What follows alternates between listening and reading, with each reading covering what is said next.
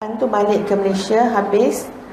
Kalau belajar di Jordan ni 4 tahun saja tuan-puan ya, tak ada matrikulasi, tak ada asasi ya. Jadi kita balik tu masih muda. Umur baru nak masuk 22. Tahun 99 ustazah, bukan, tahun 98 tu balik. Tahun 98 juga berkahwin. Tapi tak ada orang Kajang dalam list yang nak kat ustazah ya. Jadi jodohnya tuan-puan dengan seorang jejaka handsome dari Kota Baru, Kelantan ya.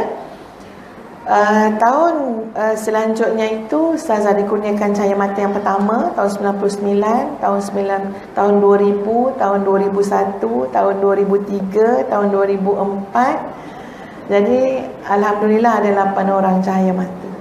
Yang ada 7 satu simpan. Yang sulung sekarang umur 18 tahun, yang kecil sekali darjah 2. 4 orang cahaya mata perempuan, selebihnya lelaki. Dan ustazah bertugas di UTM Jalan Semarak, Kuala Lumpur, tinggal di Gombak. Alhamdulillah, cita-cita kami untuk menubuhkan sebuah ma'had tahfiz telah sangat dipermudahkan oleh Allah Azza wa Jalla. Jadi dalam rutin-rutin harian, termasuk jugalah ya untuk menguruskan dengan bantuan ramailah para asatizah ya dan pengurusan tahfiz, iaitu tahfiz Madinatul Huffaz di Lembah Melewar, Gombak. Alhamdulillah, syukur pada Allah. Dan ustazah ceritakan ini supaya para muslimah yang baik hati turut mendoakan ya, agar Allah merestui, meredai, menjauhkan daripada perkara-perkara yang kita tak ingini ya, dan terus menjaga kita semua seperti mana Allah menjaga hamba-hambanya yang soleh. Keterlibatan dalam dunia dakwah membawa ustazah ke banyak tempat, bertemu dengan pelbagai jenis lapisan masyarakat.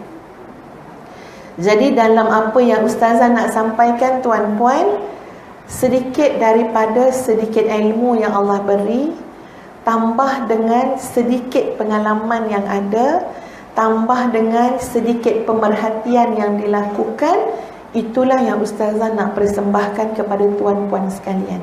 Ia tidak terlalu ideal sehingga kita semua merasa seperti mustahil untuk mencapainya ya, tetapi ia adalah sesuatu yang insya-Allah dengan izin Allah itulah kehidupan yang kita nak raih, yakni keredaan Allah Azza wa Jalla biiznillah, dengan pertolongan daripada Allah.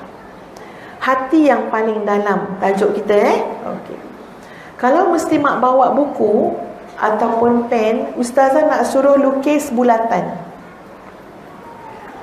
Kalau tak bawa buku, bawa pen saja bolehlah ya, pinjam tudung kawan kat belakang dia tu.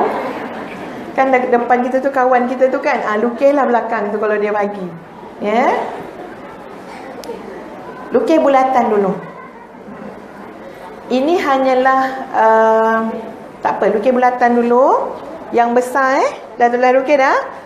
Sekarang buat satu bulatan lagi kat dalam dia. Jangan kecil sangat, tapi lebih kurang kecil sikit daripada yang kita dah buat. Di dalam dia. Ni bulatan besar, dalam dia ada bulatan kecil sikit. Okey. Nanti last saya akan tengok nota tu. Takut muka jebalang ke kan ya. Tak tahu apa benda ni yang muslimat lukis ni. Dah bulat-bulat.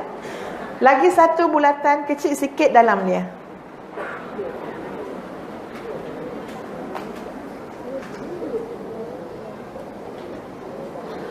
Sekarang buat lagi satu bulatan lebih kecil di dalam.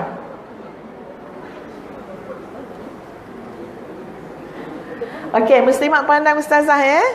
Bulatan, bulatan, bulatan, bulatan. Mula-mula dia besar ni, yang dalam sekali, lepas tu besar sikit, besar lagi. Betul tak? So sekarang dah nampak bulatan kecil, besar, besar, besar kan? Ya. Ustazah hanya memberikan gambaran kasar kepada hati kita. Ya, nanti jangan tanya pula memang hati tu bulat ke Ustaz? Tak, ini nak cerita tentang lapisan, layer dia. Ya, Sebab tajuk kita ni special, hati yang paling dalam. Jadi nak bincang yang mana yang dalam tu?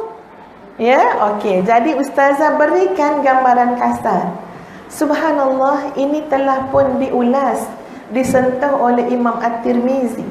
Kemudian ada beberapa ulama yang memanjangkan tentang perbahasan ini. Perlu ustazah ingatkan, ini hanyalah gambaran kasar. Soal hati ni tuan-puan, Allah Maha mengetahuinya. Ya, ia terlalu halus, terlalu seni. Ada berkait juga dengan persoalan roh. Dan subhanallah, untuk mengetahui hakikat sebenar semua ini urusan Allah. Kita dapat gambaran kasar, kita dapat cebisan-cebisan atau sedikit ilmu daripada itu. Maka ini gambaran dia muslimat. Ustazah nak gambarkan hati manusia itu dengan gambaran kasar dia. Baik, sekarang yang paling besar, kita nampak kan yang paling kecil tu hati yang paling dalam. Sekarang yang paling besar kat luar tu, lapisan pertama itu, kan lapisan pertama tu ada ketebalan dia kan. Kalau mesti nak buat dalam-dalam, itu kita panggil sadrun. Sadrun, sad, dal, ra. Ingat muslimat, kita sedang bincang tentang hati, gambaran kasar hati. Hati ini sesekali disebut dalam Al-Quran, disebut oleh Nabi dengan nama sadrun. Itu yang luar. Baik, ambil yang layer kedua. Layer kedua, layer lapisan yang kedua dipanggil qalbun. Qalbun. Kalau dalam bahasa Arab, qaf, lam, bi. Qaf, lam, ba. Ya, qalbun. Layer yang ketiga. Tu takut jadi kuih lapis je kan ni, ya. Nanti Ustaz nak tengok 2-3 nota mana yang betul tu nak tunjuk macam ni yang betul. Yang ketiga ialah fuadun. Fa fuadun.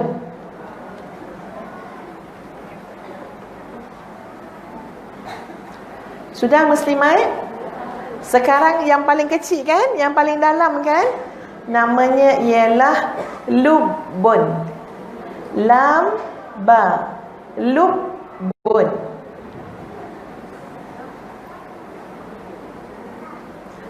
Okey, boleh tak seseorang pinjamkan nota dekat ustazah? Ya, ustazah kena tengok. Boleh, silakan. Nak tengok apalah jadinya tu ya.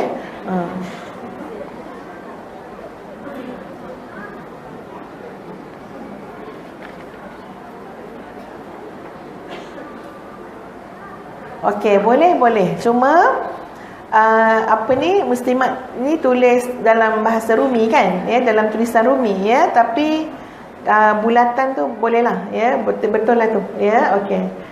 Lagi satu saya nak tengok. Minta tengok sekejap.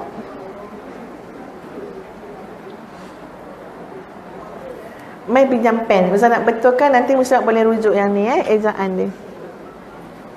Fuadun tu fa, wow. Dia macam wow tapi dia tak ada makna ni. Fuadun. Ya. Okey, ni betul. Sadrun, qalbun, fuadun, lubbun.